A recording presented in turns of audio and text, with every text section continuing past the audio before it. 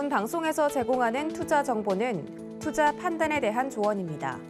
방송에서 제공하는 주식의 가치, 가격 상승 및 가격 하락에 대해서는 방송사에서 보장하지 않습니다.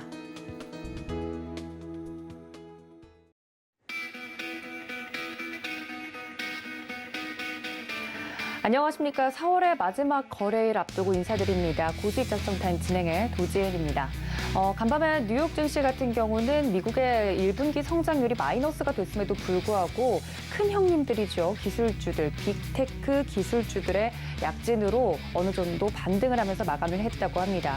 오늘 금요일장 앞두고 우리 시장도 좀 훈풍을 함께 맞을 수 있을지 기대감이 몰리고 있는데요.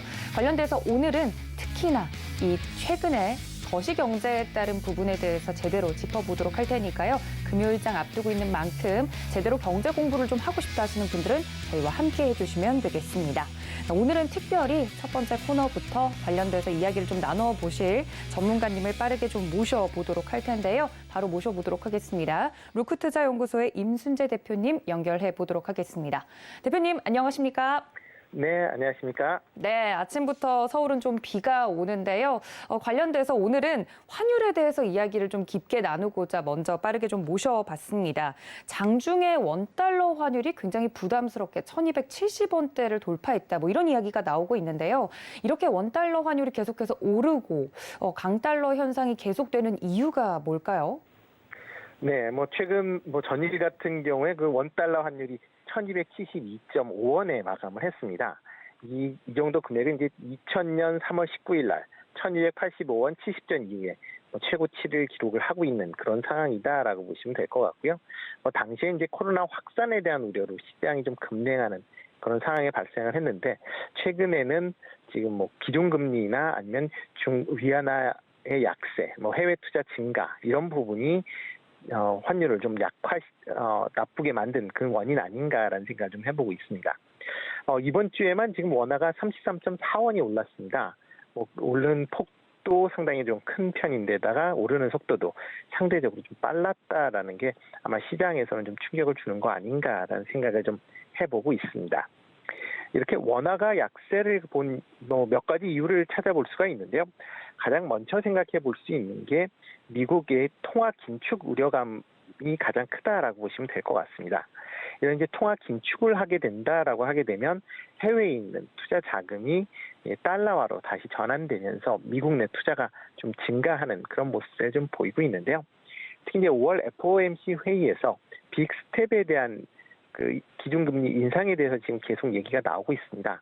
일단 빅스텝을 올린다라는 거는 기정사실화 됐다라고 보시면 될 것 같고요.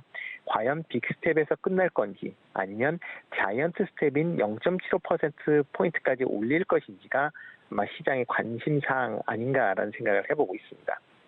현재 시장 예측으로는 5월에는 빅스텝을 인상을 하고 6월에 이제 자이언트 스텝을 인상을 하겠다라는 그런 얘기가 나오고 있고요. 이에 따라서 패드에서 지금 생각하고 있는 중립금리가 2.75% 수준으로 지금 되고 있습니다. 만약 5월 달에 빅스텝을 올린다라고 해도 중립금리와는 여전히 2% 차이를 이제 보이게 되는 거고요. 그러다 보면 향후에 지금 FOMC가 6월 이후에 5번이 지금 개최될 걸로 예상이 되고 있습니다. 그 중에서 3번 이상의 빅스텝을 올려야만 중립금리 수준까지 도달할 수 있다라는 거고요.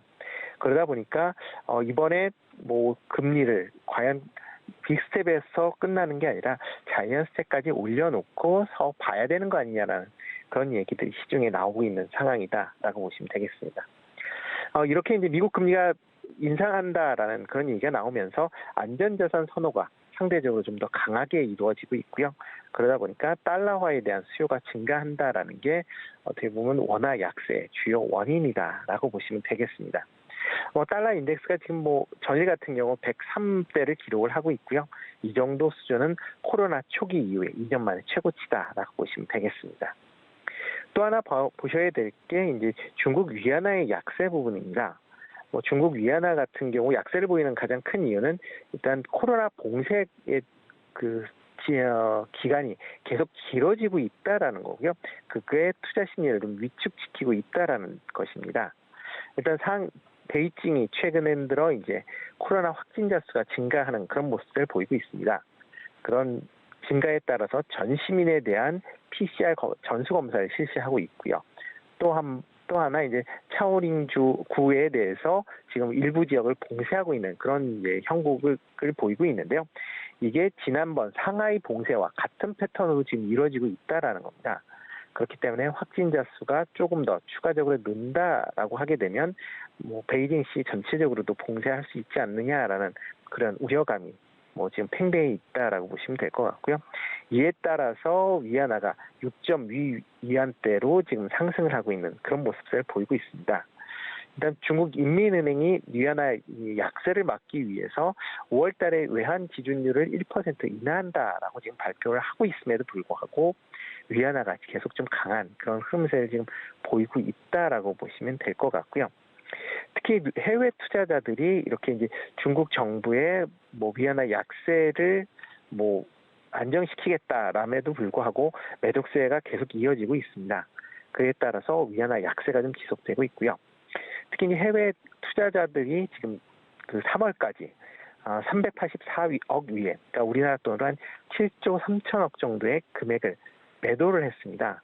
이 4월 달에도 만만치 않은 금액을 현재 매도하고 있는 그런 상황이다라고 보시면 아마 이런 위안화 약세는 좀 더 이어지지 않을까라는 생각이 하고 있고요. 그러다 보면 국내 원화도 약세를 좀 띄지 않을까라는 생각을 하고 있습니다. 이와 더불어 일본의 저금리 관련 지속으로 인해서 엔화 가치의 하락도 조금 관심 있게 좀 보셔야 되지 않을까라는 생각이 들고요. 일본 은행이 저물가 해소를 위해서 지금 계속 시중에 자금을 공급을 하고 있습니다. 그래서 이런 풍부한 유도성을 바탕으로 해서 물가 상승을 지금 추구를 하고 있는데요. 물가 상승률이 2%가 될 때까지 유동성을 계속 공급을 하겠다라고 지금 얘기를 하고 있습니다. 이렇게 이제 엔화의 유동성이 풍부하게 공급이 된다라고 하게 되면 일단 미국과 일본의 금리 차로 인해서 엔화는 계속 약세가 이어질 걸로 보여지고 있고요. 이에 따라서 전일 엔 달러화가 130엔대로 올라가는 그런 모습을 보였습니다. 20년 만에 가장 낮은 수준으로 지금 하락을 한 그런 부분도 좀 관심 있게 보셔야 될 것 같고요. 추가적으로 국내 투자자들의 이제 해외 투자 규모 확대도 지금 원화 약세의 한 요인으로 지금 분석이 되고 있습니다. 특히 코로나 사태 이후에 국내 투자자들의 해외 투자 규모가 지속적으로 확대되고 있는 그런 모습입니다. 대표적으로 연기금 같은 경우에 지금 해외 투자 금액을 계속 늘리고 있는데요. 국민연금 같은 경우에 올해 지금 해외 투자 금액이 300조 원을 넘어서고 있는 그런 상황이고요. 대표적인 이제 공제회인 이제 교직원 공제 같은 경우도 지금 그 해외 투자 비중을 한번 절반 수준까지 올리겠다라고 하고 있는 그런 상황이어서 관련된 해외 투자 규모가 계속 증가하면서 이제 달러에 대한 수요가 좀 더 증가하고 있다라고 보시면 되겠습니다. 네, 이렇게 원달러 환율이 오르고 있는 배경에 대해서 이야기를 좀 해주고 계시는데 우리나라 같은 경우는 원달러 환율이 오르면 수출에 좀 의존하고 있는 나라이기 때문에 좋은 점보다는 안 좋은 점이 더 많은 것으로 알고 있는데요. 특히 이번 우리나라 1분기 성장률도 수출에만 좀 의존을 했다 이런 이야기가 나오면서 원달러 환율이 상승하는 것이 굉장히 부담스럽게 느껴지고 있는 것 같습니다. 관련돼서 수출에 영향은 없을지 좀 궁금한데요. 네, 보통 이제 원화가 약세를 보인다라고 하게 되면 이제 수출 관련된 부분 좀 증가하는 측면이 좀 있습니다.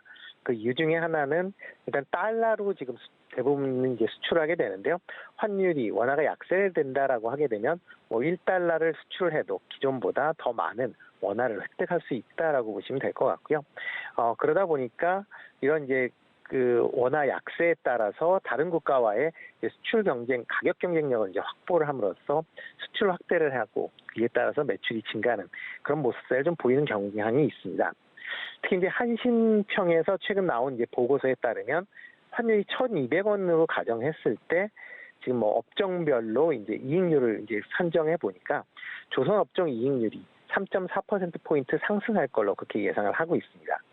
이 외에 호텔 같은 경우도 2.2%포인트, 그 다음에 자동차도 2.1%포인트, 반도체도 1.6%포인트 이제 이익률이 증가할 걸로 그렇게 예상이 되고 있는 그런 상황입니다. 그렇기 때문에 일단 그러니까 원화가 약세를 보인다라고 하게 되면 수출 측면에서 보면 그렇게 뭐 나쁠 거는 없을 걸로 그렇게 예상은 되고 있는데요. 그렇지만 이제 최근에 그러니까 달러화 강세가 단순히 원화에 대한 부분으로 국한이 된다라고 하게 되면 상당히 긍정적인 효과를 발휘할 수는 있습니다. 하지만 지금 달러화 강세는 뭐 국내뿐만 아니라 모든 국가의 환율에 강세를 보이고 있는 그런 상황이기 때문에요. 그렇기 때문에 국내 기업들의 수출 경쟁력이 이전과는 큰 차이가 없다라고 보시면 될 것 같습니다. 대신 이제 원화 약세에 따라 일단 원자재 가격 상승분이 지금 수입 물가를 더 자극할 가능성은 있기 때문에요. 기업 입장에서 보면 어떻게 보면 원가 부담률이 좀 더 커질 수 있다라고 보시면 되겠습니다. 특히 이제 지난 3월에 유가 상승하고 원가 하락으로 인해서 환율 이제 약세로 인해서 수입 물가가 35%가 급등하는 그런 모습을 보였습니다. 이렇게 이제 수입 물가가 상승을 한다라고 하게 되면 시차를 두고 소비자 물가 지수를 끌어올리는 효과를 발휘하게 됩니다. 뭐 예를 들어 수입 물가가 상승을 한다라고 하게 되면 생산자 물가가 증가하고요. 이에 따라서 소비자 물가가 상승하는 이런 루틴을 보인다라고 보시면 되겠습니다. 따라서 수입 물가의 상승은 기업들의 이제 원가 상승으로 이어지고요. 특히 이제 국내 기업은 해외에서 대부분 원자재를 수입을 해서 가공을 해서 제품을 판매하는 그런 구조입니다. 그렇기 때문에 수입 원자재가 상승을 한다라고 하면 이렇게 원화 약세에 대한 이득분을 전부 다 상쇄시키는 그런 효과가 있어서 기업 이익 규모는 아마 감소할 걸로 그렇게 예상이 되고 있습니다. 그렇기 때문에 최근에 원화 약세가 지금 상황에선 국내 수출 기업 입장, 그 다음에 수입 기업 입장에서도 그렇게 긍정적인 면을 보이고 있지 않다. 그리고 또 향후에 소비자 물가 상승률을 좀 더 가속화시킬 수 있다라는 그런 불안한 내용이 좀 더 강한 그런 상황이다 보시면 되겠습니다. 네, 그러니까 보통 원화 가치가 하락을 할 때에는 국내 뭐 기계 장비라든지 반도체, 컴퓨터 뭐 이런 업종에서는 영업이익률이 오르는 것이 맞는데 원자재 가격 상승이 영업이익을 다 잡아먹을 만큼 또 그런 영향도 생각을 해봐야 되기 때문에 최근에는 원화가 상대적으로 약세를 보이는 것이 아니라 다른 통화 대비 달러가 강세를 좀 띠고 있는 부분이기 때문에 이것이 기업 영업이익에 어떤 식으로 전가가 될지는 좀 체크를 해보셔야 될 것 같다는 이야기를 해드렸습니다. 그러면 대표님께 좀 궁금한 게 원달러 환율 상승으로 긍정적인 효과를 보기도 하나요? 궁금하네요. 네, 일단 뭐 일반적으로 다른 다른 국가의 환율 자체가 거의 뭐 비슷하게 특별하게 움직이지 않는다라는 전제하에서 원화 약세는 뭐 당연히 긍정적인 효과가 있습니다. 조금 전에 말씀드렸듯이 원화 약세가 된다라고 하게 되면 국산 수출품에 대한 가격 경쟁력을 갖게 되는 거고요. 그러다 보면 수출량도 늘어나고 그와 관련돼서 일단 매출도 상당히 증가하는 그런 모습을 보이고 있습니다. 뭐 그런 이제 긍정적인 효과는 분명히 있다라는 건 맞는 거고요. 그렇지만 조금 전에 말씀드렸듯이 최근에 원자재 가격 상승이 이런 긍정적인 부분을 전부 다 상쇄시킬 만큼 좀 급등을 하고 있다라는 게 지금 우려되는 내용이다라고 보시면 되겠습니다. 네, 이렇게 원달러 환율이 계속해서 상승하고 있는 가운데 이 정부에서도 이러한 내용들을 좀 인지를 하고 있는 것 같습니다. 홍남기 부총리는 필요한 경우 시장 안정을 위해서 노력을 좀 하겠다라고 하면서 개입에 대한 의지를 드러내기도 했는데요. 보통 이렇게 원달러 환율이 상승을 할 때 투자자들의 투심을 좀 달래기 위해서 정부 차원에서는 어떤 노력을 하나요? 네, 일단 어떻게 환율이 이제 급등락을 하게 되면 정부 입장에서 보면 환율 안정을 위해서 이제 개입을 할 수밖에 없는 그런 상황입니다. 그 개입하는 순서가 몇 차례가 있는데요. 가장 첫 번째는 이제 환율 담당자들의 이제 구두적인 이제 개입이 있다라고 보시면 될 것 같고요. 그 상황이 안 된다라고 하게 되면 주무장관이 그런 관련 환율된 코멘트를 하게 되는 거고요. 그래도 시장에서 먹히지 않는다라고 하게 되면 직접적인 이제 환율 개입을 하고 있다라고 보시면 되겠습니다. 일단 장관 입장에서 보면 일단 수출 경쟁력을 확보하기 위해서는 어느 정도 안정적인 환율이 가장 중요하다라고 보여지고요. 전일에 홍남기 부총리가 시장 안정을 노력을 하겠다라고 한 구두 개입은 당연한 장관으로서의 개입이다라고 보시면 될 것 같습니다. 그렇지만 이제 국내가 같은 경우에는 지금 해외에서 환율 그 요주의 국가로 이제 지금 깊은 이제 관심사를 갖고 있습니다. 특히 이제 정부에서 환율 개입을 너무 자주 한다라는 그런 얘기가 있기 때문에 직접적인 개입보다는 아직까지는 이제 구두 개입하는 선에서 이제 끝난다라고 보시면 될 것 같고요. 다만 이제 집권 말기이기 때문에 시장 영향력이 과거에 비해서 많이 낮아진 측면이 있다라고 보시면 되겠습니다. 그렇기 때문에 어저께 홍남기 부총리가 뭐 시장 개입에 관련된 구두 발언을 했음에도 원화는 뭐 1270원대로 상승하는 그런 모습들을 좀 보였다라고 보시면 될 것 같고요. 다만 이제 금융당국이 미세 조정은 좀 할 수가 있습니다. 그래서 시장 내에서 너무 급등을 하지 않게끔 어느 정도 조정은 하는 그런 모습을 보이고 있다라고 보시면 되는데요. 그렇지만 그게 시장에서 아직까지는 그렇게 크게 먹히지는 않는다라고 보시면 될 것 같습니다. 뭐 이렇게 이제 시장에서 먹히지 않는 가장 큰 요인은 뭐 일단 그 조금 전에 말씀드렸듯이 지금 원화 약세의 원인들이 너무 강하게 미치고 있다라고 보시면 되겠습니다. 미 연준의 긴축 속도 강화, 그다음에 중국 봉쇄에 따른 경기 둔화 이런 게 뭐 단순하게 우리나라 문제가 아니라 뭐 해외 글로벌적인 문제이기 때문에 이런 문제가 개선되기 전까지는 원달러 환율도 약세 국면은 좀 더 이어지지 않을까라는 생각을 좀 하고 있고요. 다만 이제 이렇게 그 원화 환율이 너무 급등을 한다라고 하게 되면 또 시장 내에서 그거에 대한 또 반대적인 작용을 뭐 자체적으로 할 수 있다라고 보시면 되겠습니다. 그렇기 때문에 지금 상황에서는 환율 자체가 뭐 특별하게 전면적인 개입은 어렵다라고 이제 예상이 되고 있는 그런 상황이고요. 시장 여건에 따라서 변화하는 그런 이제 시점이 다가왔다라고 보여지면 지금 상황에서는 좀 더 시간을 두고 지켜보는 수밖에 없다라고 보시는 게 맞지 않을까 싶습니다. 네, 원달러 환율이 좀 부담스럽게 계속 오르고 있으니까 정부 차원에서는 당연히 이 관련된 발언을 한 것뿐인데 시장에서 잘 먹힐 수 있을지는 모르겠다라고 이야기를 좀 해주셨습니다. 아무래도 정권 말기이기 때문에 그런 영향력이 제한적이지 않을까 이야기를 해드렸는데요. 이렇게 원달러 환율이 계속 오르니까 관련돼서 통화 스와프 이야기도 나오고 있는 것 같습니다. 통화 스와프는 짧게 좀 설명을 드리면 비상 상황이 생겼을 때 자국 통화를 맡기고 미리 약정한 환율로 상대국 통화를 빌릴 수 있는 약속을 좀 말하는 건데 그러니까 말 그대로 좀 달러를 빌려오는 약속을 할 수도 있다라는 겁니다. 관련돼서 이게 필요하다 혹은 너무 시기상조다 뭐 이런 이야기들도 있는데 통화 스와프에 대한 생각은 어떠신가요?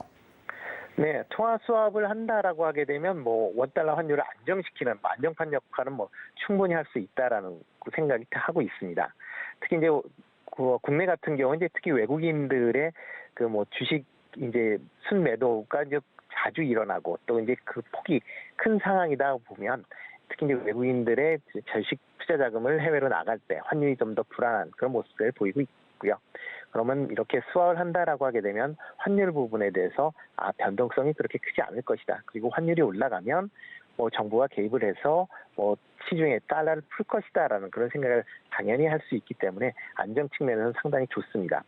그렇기 때문에 과거에 세계 금융위기나 그다음 코로나 위기 때 미국이나 일본의 중앙은행들과 통화 스왑 체결을 했습니다.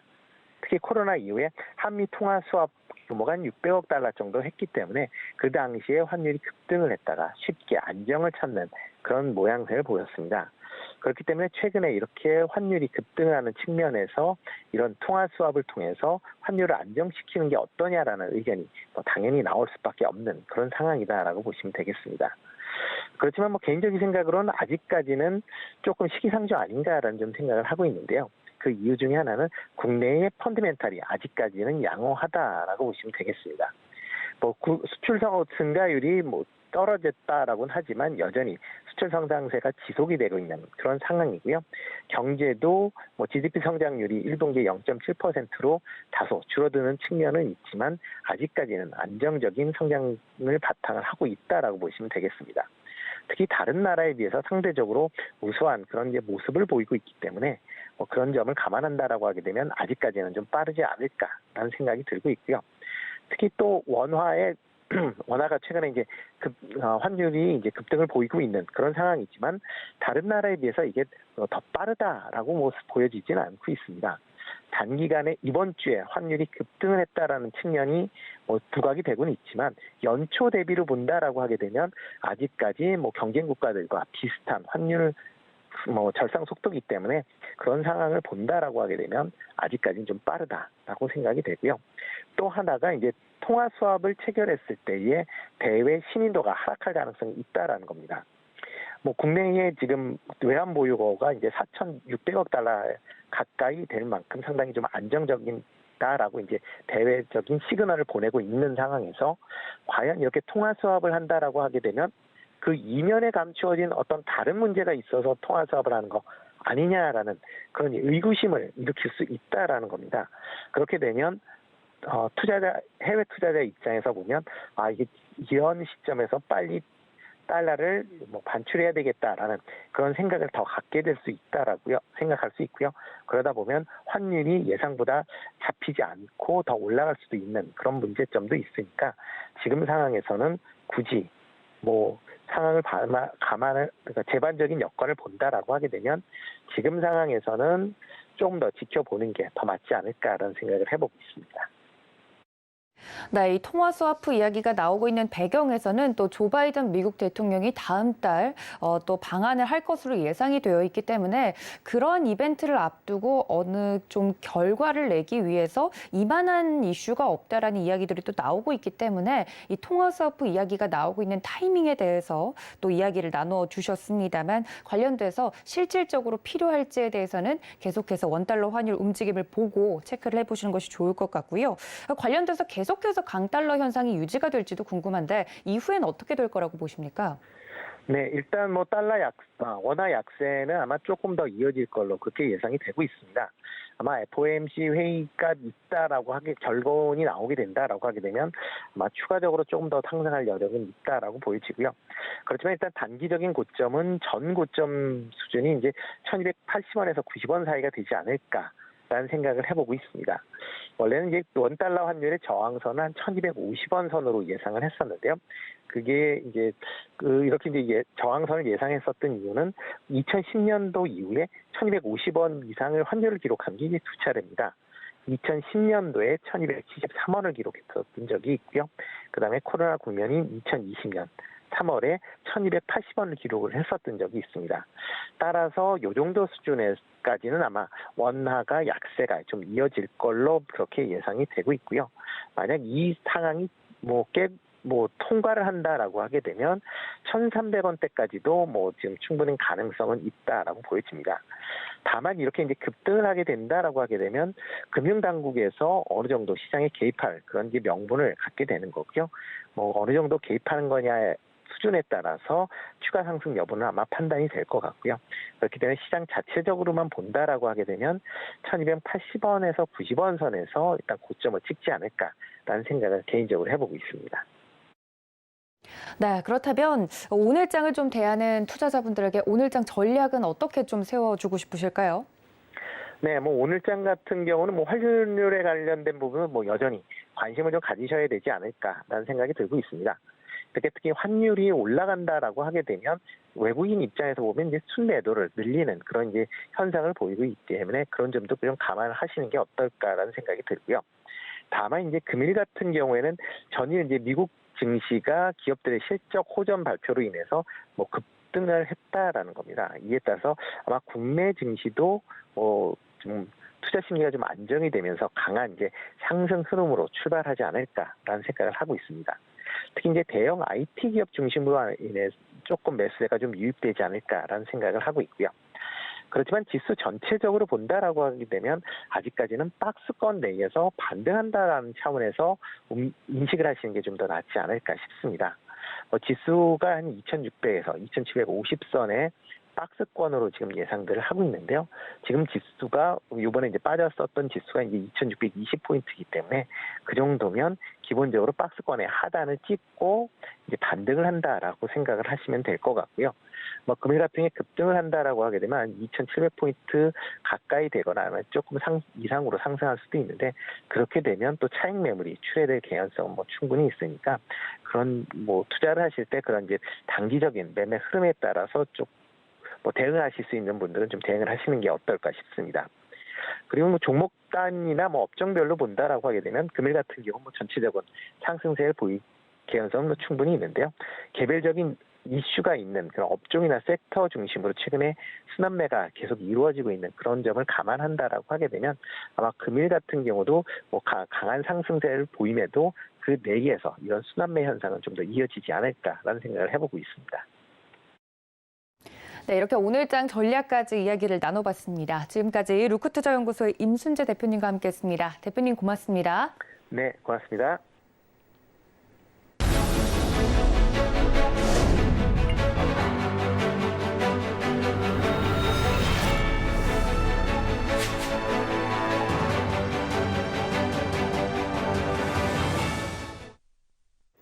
네, 월가 트레이더 버니의 미국 주식 시간으로 돌아왔습니다. 간밤에 뉴욕 증시 상황을 아주 짧게 좀 전달을 해드렸는데요. 좀 낙폭이 컸던 IT주들 중심으로 좀 올라와주는 모습을 보였는데 메타, 그러니까 예전에 페이스북이죠. 메타의 약진이 좀 두드러진 하루였다 이야기를 좀 드렸습니다. 관련돼서 현재 월가에서는 뉴욕 증시 상황을 어떻게 진단하고 있는지 그 내용을 들어볼 텐데요. 지금 바로 만나보시죠. So let's talk about now how the market responded after this Fed rate hike that we had, where we had a 25 basis point rate hike. Previous to this, and the last time we talked was right in front of the rate hike, and we looked at the market was pretty much negative sentiment. Allegedly, people were selling out of their positions in that. We can see some of that. We've seen some of that. Now we have the rate hike and what happened. Well, let's look at one thing. Let's start and look at a couple things first of all. First, let's look at volume. So this is a chart of cumulative volume of NASDAQ on top. So as the line on top goes up, there's more and more cumulative volume going on. It's a constant adding of volume. So over time, this chart has a significant upward bias. The bottom clip of this chart is the NASDAQ price itself. So what we could see back in November, see how the market kept on going higher and volume slowed, started to come off. So what was happening is as we went higher, more and more participants were backing out of the market. Okay, now we turn around and we see the top in the market at the end of the year and then a complete breakdown. And at the beginning, we saw a complete collapse in volume. So we lost participants in the market. We had people that basically had their positions where they were long and they were now at a loss or underwater, and volume really slowed down. Then the interesting thing is what happened here is from the end of January, which was our first real capitulation down there, and we drove a little bit lower in the NASDAQ. Volume didn't keep collapsing. It started to stay relatively stable. And now what we can see is off this Fed rate hike, we've had a substantial jump in volume. So I think that's a positive sign. I don't necessarily want to look at that just by itself, but I want to think about that and understand the fact that we're seeing buyers now after the Fed move. And a lot of times I've talked about when we have significant events, and we've looked at those before, economic events, it's the most difficult thing to do is to buy right in front of it, right in front of the invasion, basically, of Russia into Ukraine, right in front of the first Fed rate hike. Those are difficult decisions to make, but that's when the biggest market moves have tended to occur.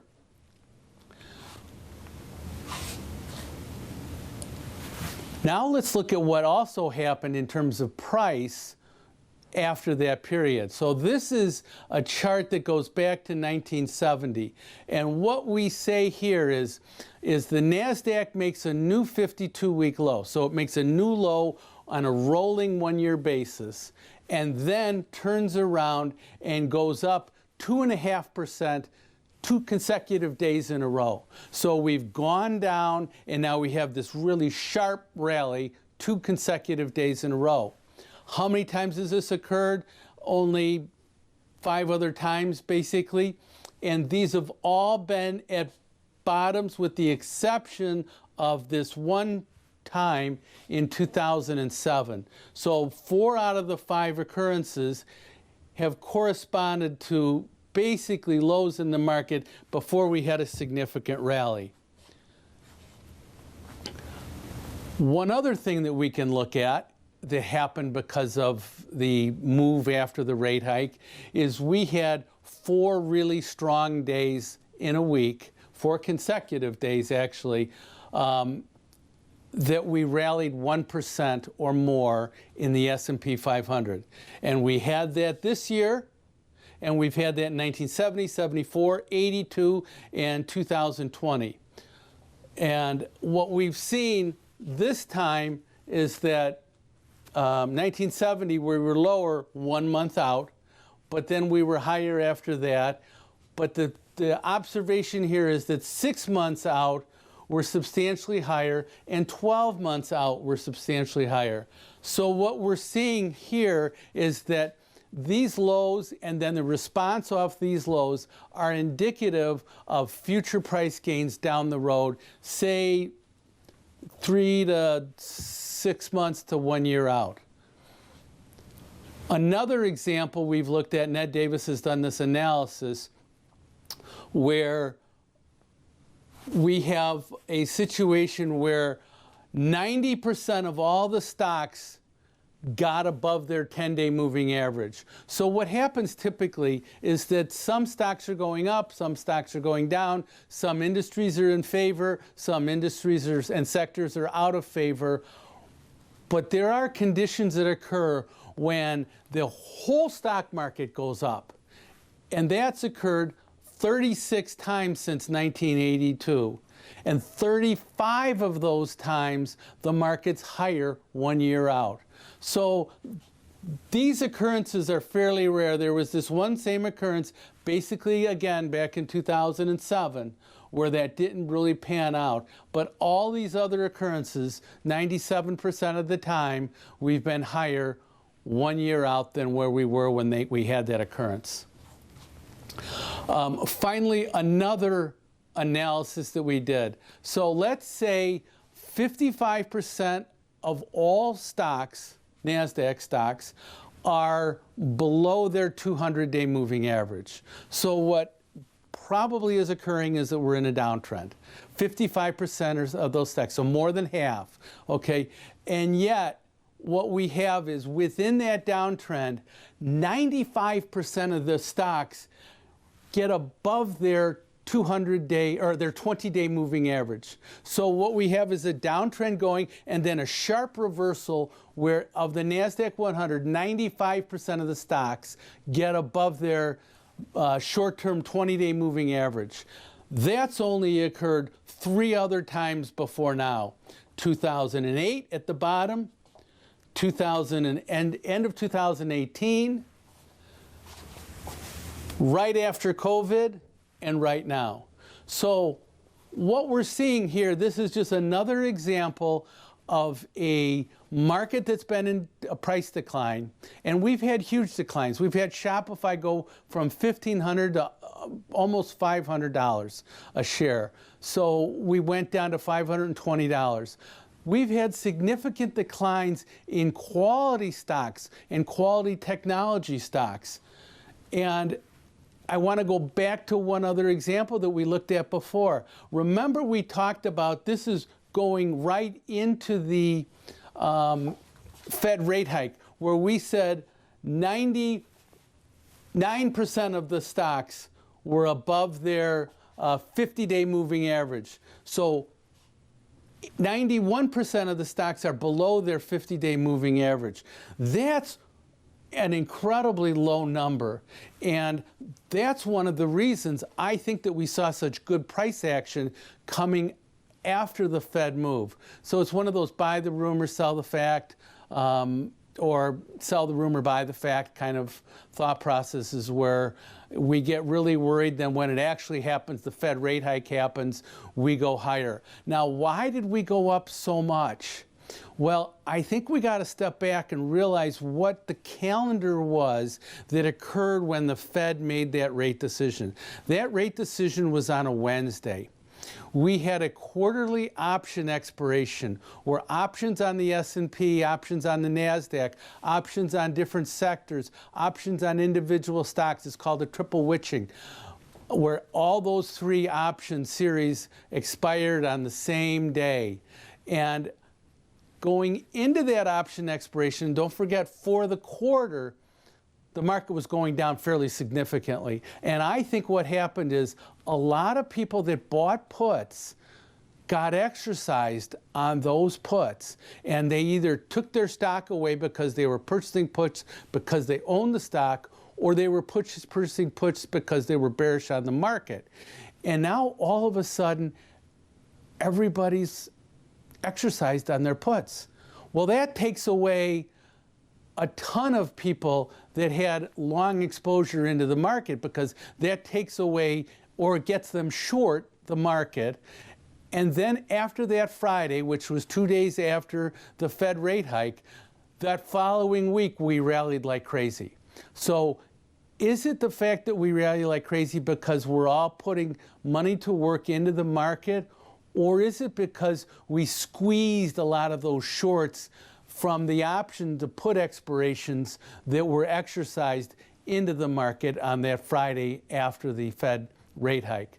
We'll only know that over the next 2 weeks, but that's something that I think about in the back of my mind. So I want to color those previous observations, which I still think have great 6-month and 12-month characteristics to them. I want to be careful and not think about we're going straight up from here.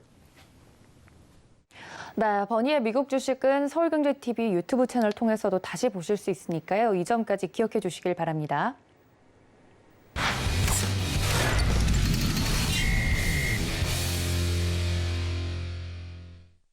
네, 장전의 국내 증시 작전 제대로 좀 세워보도록 하겠습니다. 도움 말씀 주실 분 글로원 파트너스 이성웅 이사님 모십니다. 이사님 안녕하십니까? 네, 안녕하세요. 네, 반갑습니다. 금요일장 앞두고 있습니다만 우리 이사님께서 골라주신 첫 번째 이슈부터 이야기를 좀 나눠보도록 하겠습니다. 대통령직 인수위원회가 28일 전기요금에 대해서 원가주의 원칙을 강화하겠다라고 밝혔다 이야기가 나오고 있는데요. 이 때문에 전기료가 좀 오를 수 있겠다는 이야기들이 나오고 있다고요? 네, 전기요금이 인상이 안 된 부분이 저번 정부부터 이어왔다 보니까 여기와 관련돼서 그 원가주의 반영에 대한 그 부분이 인수위를 통해서 코멘트가 되었고요. 그렇다고 하면은 그 전기요금 인상 같은 경우는 필수가 되게 됩니다. 현재 그 지표상으로도 10년 동안이 전기요금이 안 오른 단계로 10년 동안이 아니라 10년 이래로 저희가 그 한국전력 같은 경우에 한국전력을 중심으로 한 그런 전력을 매길 때 전력 도매 가격 같은 경우를 기준으로 하는데 전기요금이 지금 상승이 안 되다 보니까, 그리고 이 지표 자체가 인플레이션을 반영을 하는 단계에서 특히 올해 3월 같은 경우가 10년 동안 최고치를 기록을 하고 있는 상황입니다. 그렇다 보니 이제 새로운 정부 인수위에서도 여기에 대해서 감안을 한 것으로 보이고요. 빠르면 2분기부터 해서 연료비 조정 요금의 인상 가능성이 있을 것으로 보입니다. 네, 관련돼서 지금까지는 그 쓴 만큼 걷어들이질 않았기 때문에 적자를 계속해서 한국전력이 좀 봐왔다 이런 이야기들이 나오고 있는데, 그렇다면 이런 이슈로 확실히 그 수혜를 받을 수 있는 곳도 명확하겠군요.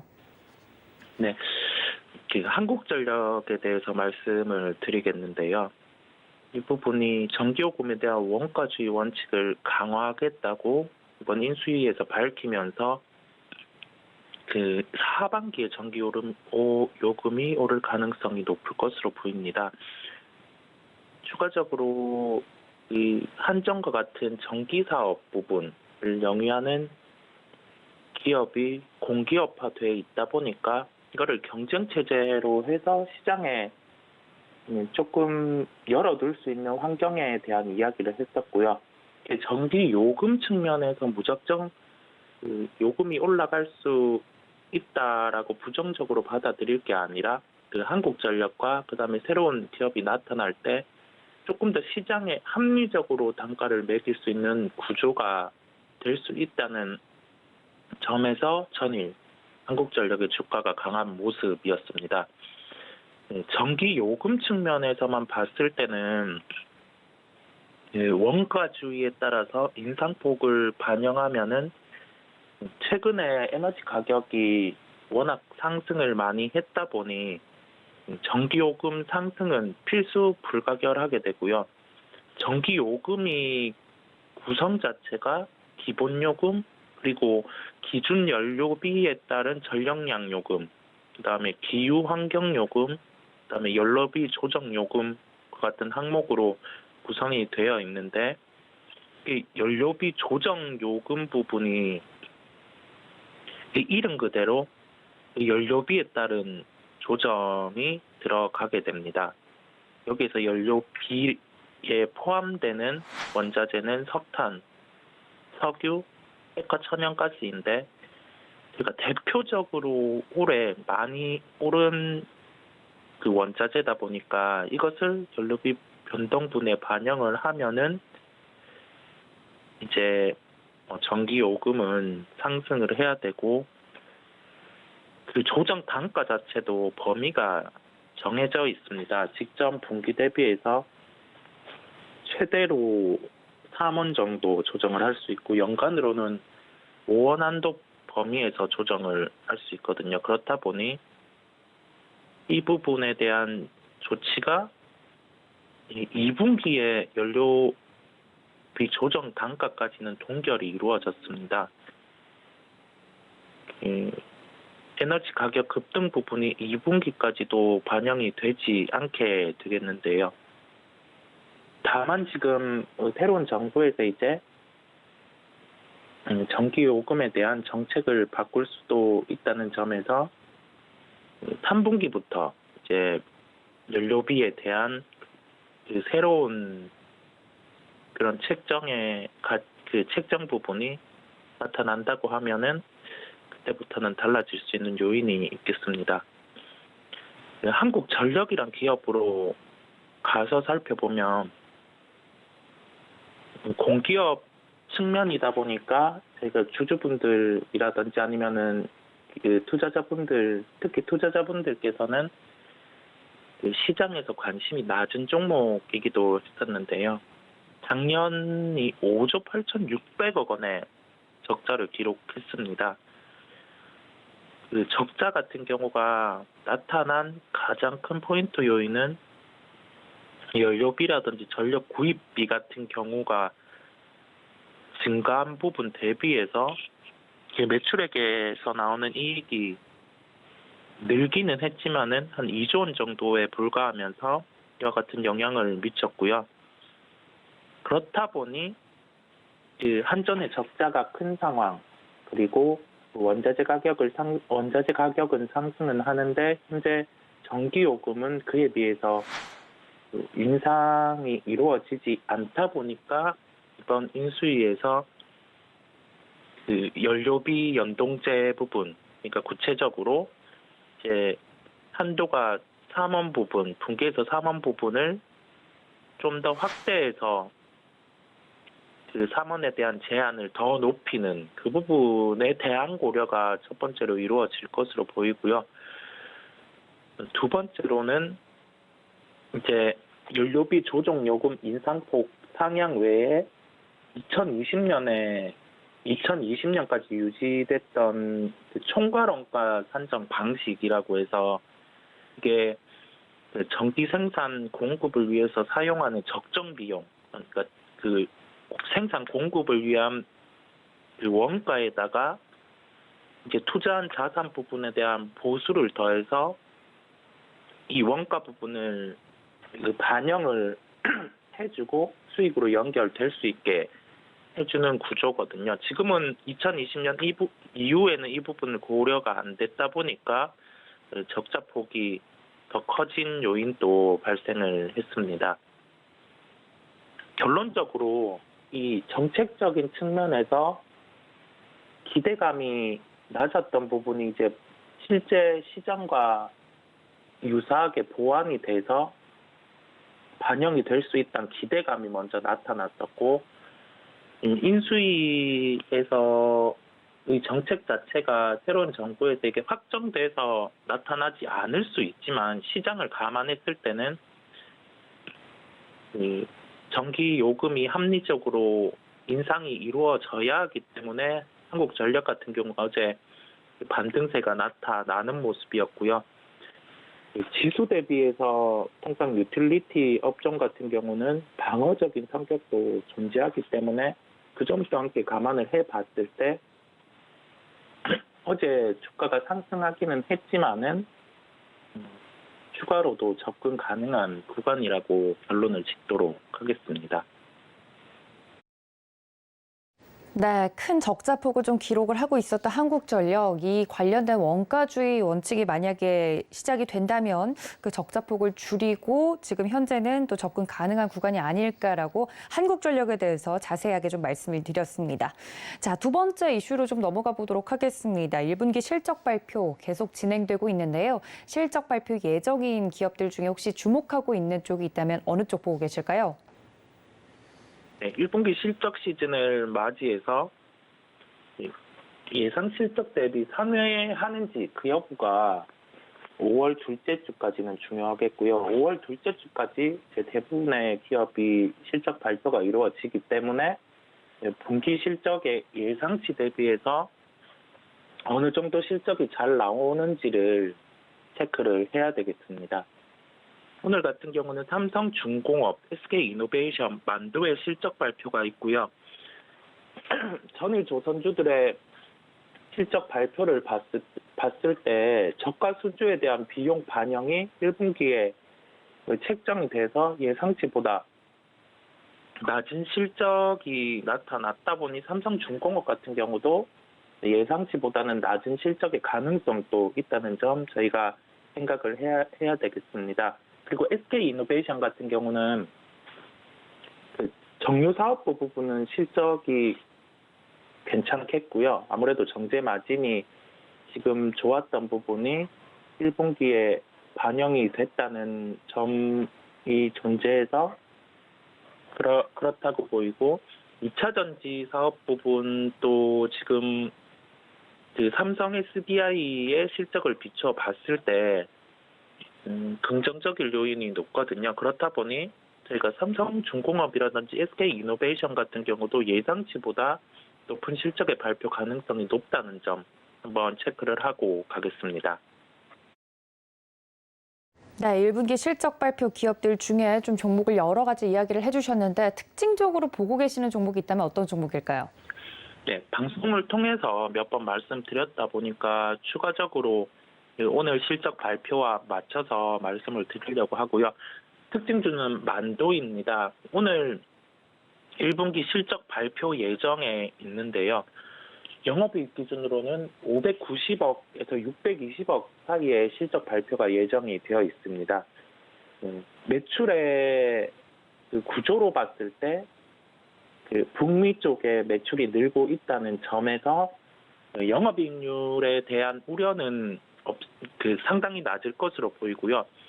다만 이게 실적 발표 이후에 현대위아 같은 경우는 차익 매물이 나오는 걸 저희가 확인할 수 있었거든요. 그렇다 보니 지금 매출의 개선세 그리고 매출 믹스, 영업이익률의 개선세가 나타나고 있고 저희가 자동차 부품주를 살펴볼 때 키로 삼는 게 해외 시장 점유율이 늘어나는 부분, 그 부분에서 만도는 부합을 하고 있는 상황이거든요.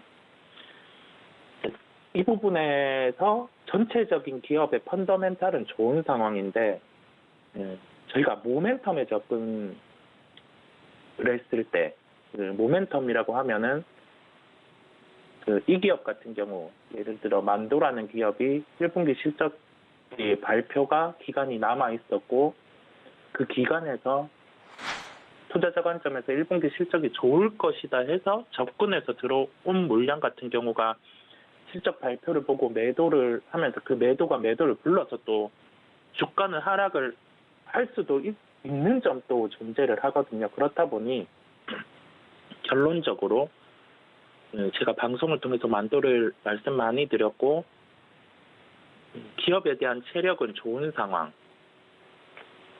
저희가 자동차 부품주 같은 경우는 포인트를 놓고 살펴볼 게 해외 부분의 매출 증대인데 그게 이루어지고 있다는 점.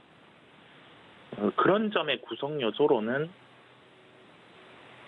상당히 자동차 부품 중에서는 뛰어난 흐름을 나타내고 있는데 다만 모멘텀상으로 1분기 실적이 나오고 590에서 620억 이하의 실적이 나오거나 아니면은 뭐 한 600억 애매한 실적이 나온다고 하면은 매도도 나올 수 있다는 점을 저희는 인지를 하고 시장을 살펴봐야 한다는 결론이겠습니다.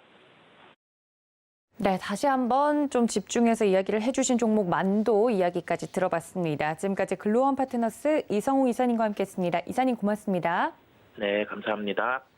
네, 본 방송에서 제공해드린 정보는 투자 판단에 대한 조언일 뿐 해당 주식의 가치나 수익률을 보장하고 있지 않다는 점까지 알려드리면서요. 저는 잠시 뒤에 매매 시그널 통해서 인사드리겠습니다. 시청해주신 여러분 고맙습니다.